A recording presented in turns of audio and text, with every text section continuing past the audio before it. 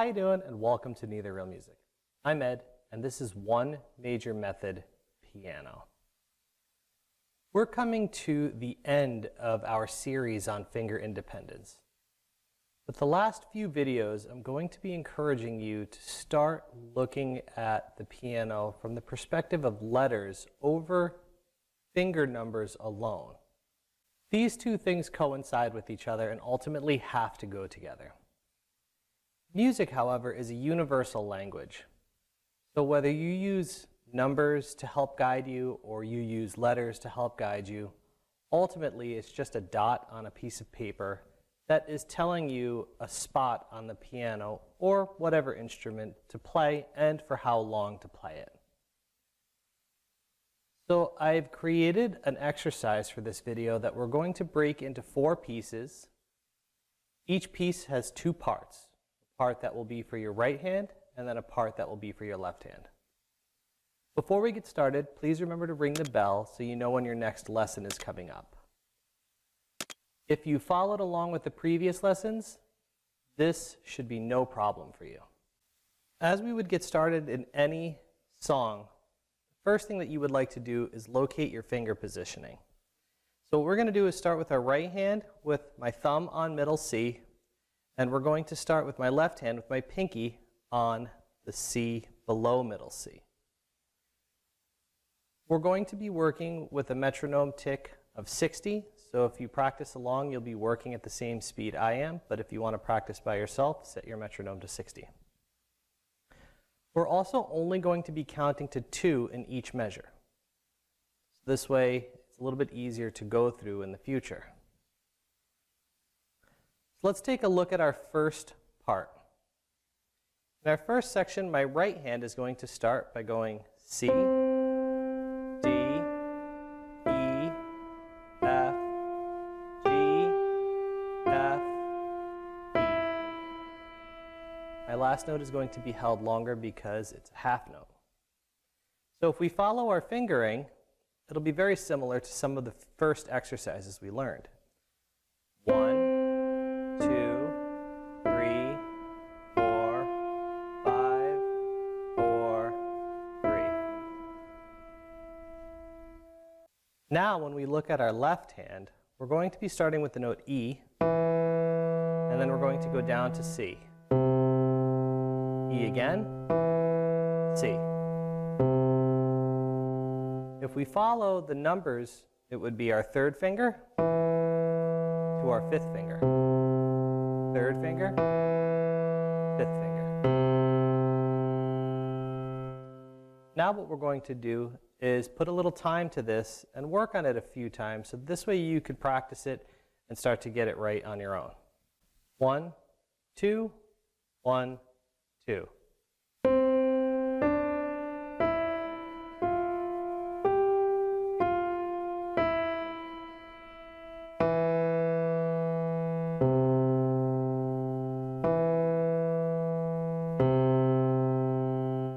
Now let's try it, and I'll tell you the letters.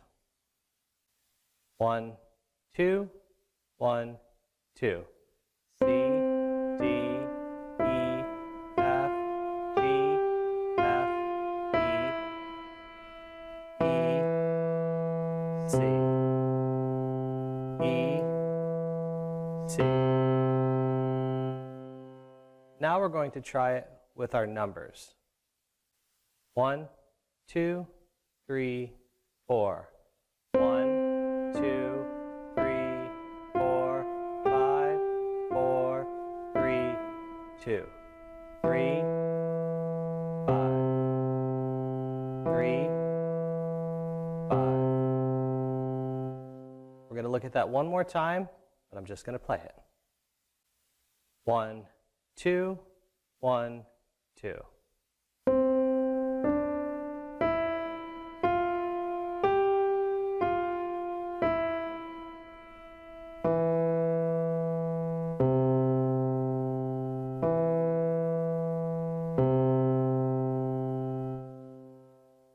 When we go into our next section, there's a lot that's going to be the same. In fact, our right hand is going to play mostly the same notes, except our end note is going to be the only thing different. So we're going to be looking at C, D, E, F, G, F, G. So we've changed the end note. This way we can make this part of the song sound like it should keep moving. So once again, our right hand for section 2 goes C, D, E, F, G, F, G. Our fingers would be 1, 2, 3, 4, 5, 4, 5. When we look at our left hand, we're going to be starting out the same way as well. So we're going to start with our E to a C, to E again, but we're going to go up to an F. This, once again, helps the piece feel like it should keep moving forward through the song. Some notes feel like you get to an end point. Some notes feel like you should keep moving. So let's try this section out the same way we did the first one. We'll start with a little bit of time, and we'll start working through the ideas, and you can play along. 1, 2, 1, 2.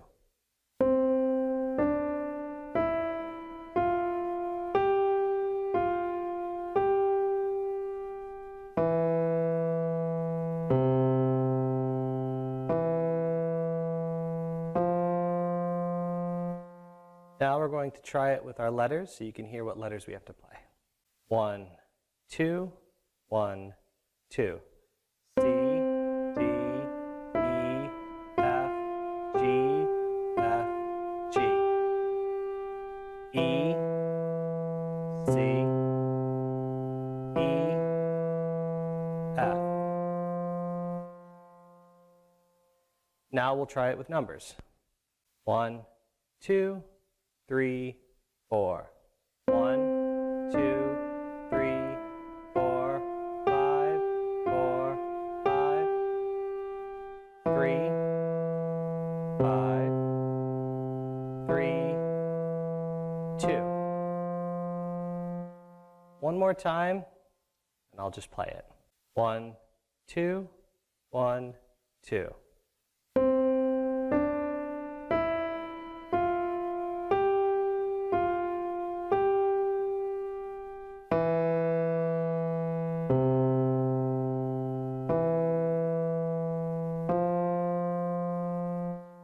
As we go into the third section of the song, we're going to get something completely different.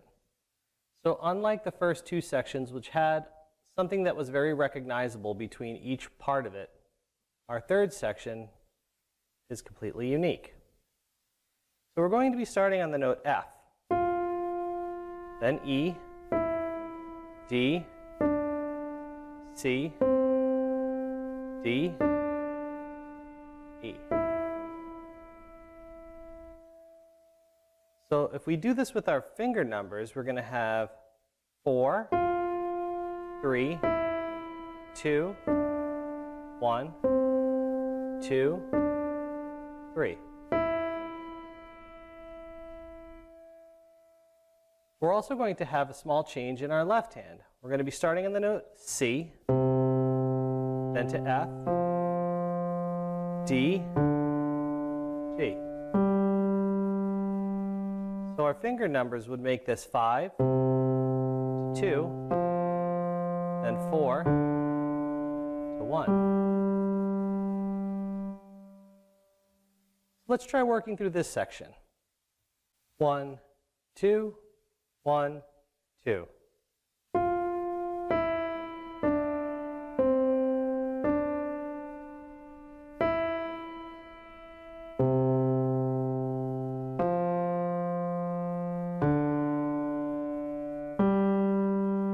Now let's try that with letters. 1, 2, 1, 2. F, E, D, C, D, E, C, F, D, G. Now we're going to look at this with our finger numbers. 1, 2, 1, 2. 4, 3, 2, 1, 2, 3, 5, 2, 4, 1. So from here we have one last section left. The best thing about this is it's the same as our first section. So I'm just going to go over it, but we're not going to do a practice idea with it. What I want to do is start teaching you how to assemble the song so you can make it sound like it's one whole song. So as I said, our first section was the letters C, D, E, F, G, F, E. And then in our left hand we went E, C, E, and then C again. So our fourth section and our first section sound exactly the same.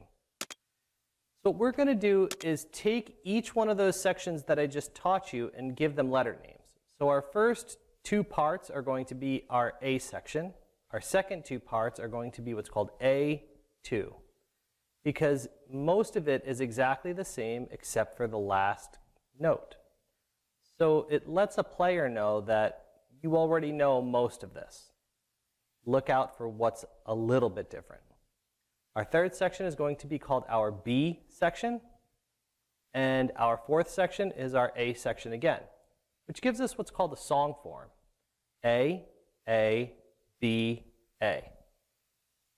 You're going to find that every single song has some type of song form. AABA happens to be one of the most famous song forms and most popular ones used.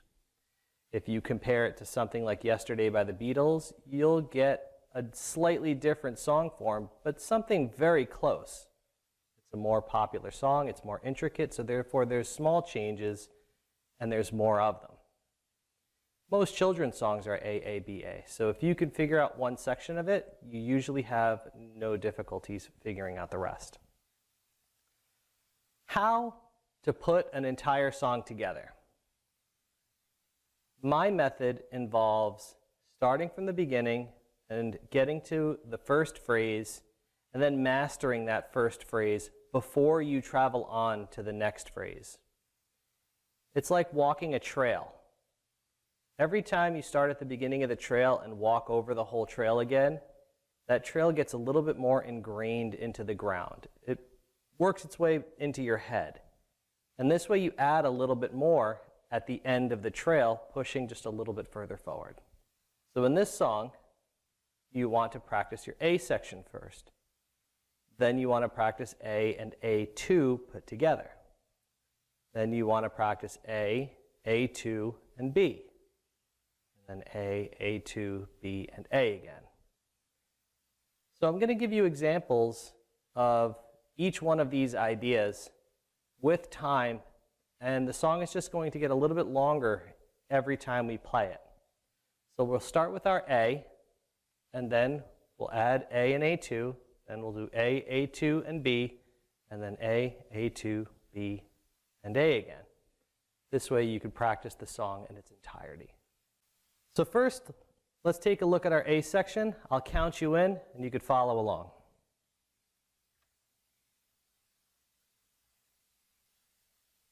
1, 2, 1, 2.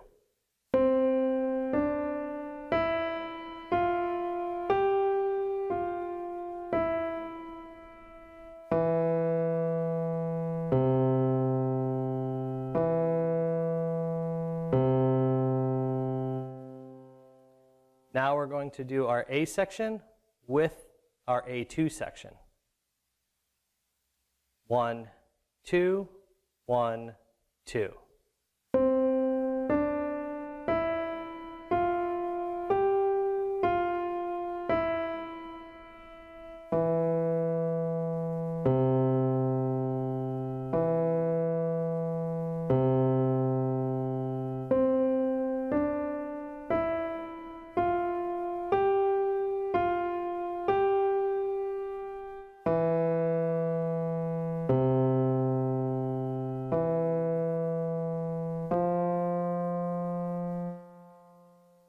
Now we're going to do A, A2, and B.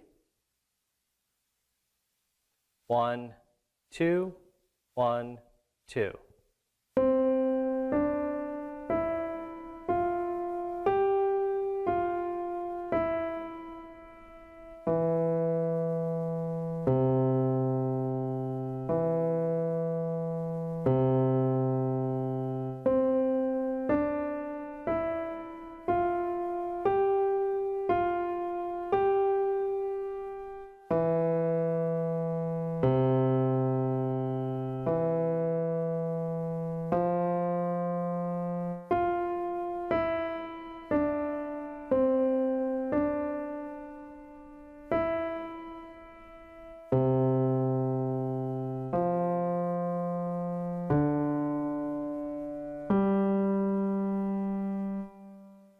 Now we're going to do everything. A, A2, B, and A.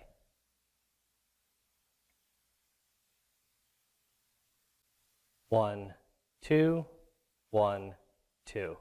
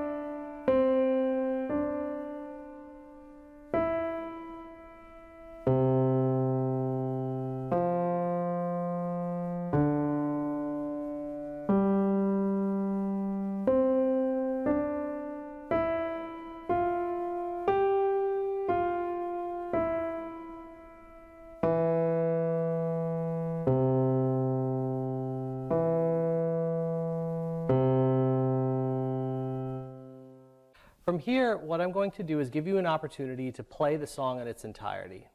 The first will be just following along with me. The second will be using a program called Synthesia, which gives you an opportunity to see the notes as they're dropping down and show you where on the piano that they're being played. The third, you're going to follow along with the sheet music. And on the fourth, there will be no piano. There's only going to be the sheet music and the Synthesia drop bars so that you could try to follow along with. So let's get started practicing. 1, 2, 1, 2.